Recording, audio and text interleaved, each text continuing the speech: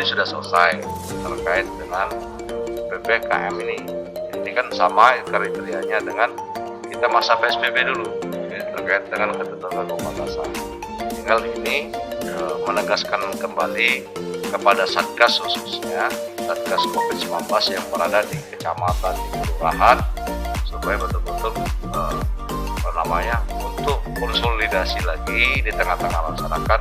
Kebijakannya itu sama dengan kita PSBB, tapi ini secara mikro, secara mikro artinya bagi RT, kelurahan yang tentu ada ketentuannya yang terpapar, baru kebijakan ini diterapkan. Nah, untuk teknisnya silakan nanti kan Dinkes kalian paham ya. Sanksi kan di Perwali kan sudah kita jelaskan, tetapi kita bukan mengedepankan sanksinya, tetapi bagaimana masyarakat disiplin terkait